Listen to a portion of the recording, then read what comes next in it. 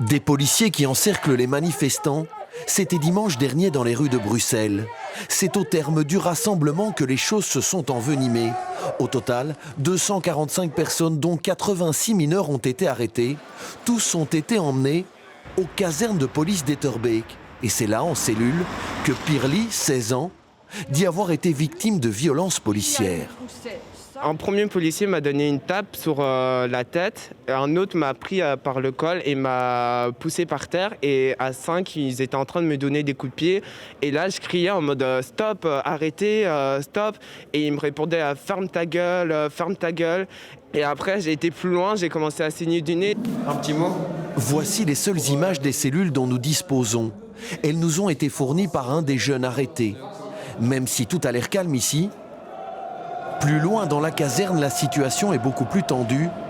Cette jeune fille nous explique avoir été insultée par des policiers à plusieurs reprises.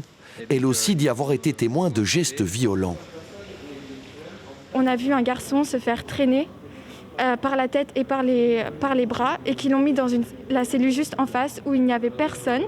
Et ils ont commencé à le frapper, mais avec la cellule ouverte. Donc nous, avec la grille, on pouvait quand même voir l'extérieur. Et du coup, il y a des filles qui ont commencé à secouer la grille en disant qu'on ne pouvait pas faire ça, que c'était notre droit, etc. Et puis, il y a un policier, donc directement, ils ont fermé la porte de sa cellule pour qu'on ne puisse pas voir la suite. Du côté de la police de Bruxelles-Capitale qui chapeautait l'intervention policière, pas de commentaires face caméra, mais quelques lignes dictées par sa porte-parole. Des personnes ont arraché des installations sanitaires. Pour mettre fin à ces dégradations, les cellules ont été évacuées. Nous sommes donc intervenus pour mettre fin aux dégradations. Nous n'avons pas eu écho d'autres violences ou incidents. Des explications confirmées par le bourgmestre de Bruxelles, qui lors du conseil communal d'hier a ajouté ceci. Toutes les injonctions, ce qui s'est passé là-bas, je l'assume. Après, les enquêtes seront là, les gens porteront les plaintes qu'ils veulent. Et nous sommes dans un état de droit et la garantie de l'état de droit, c'est la procédure. Donc si les gens veulent entamer des procédures, ils peuvent le faire. Une plainte a été déposée au comité P, la police des polices, et l'enquête devra faire toute la lumière sur ce qui s'est passé. Quant à ces jeunes, ils nous disent ne pas vouloir en rester là.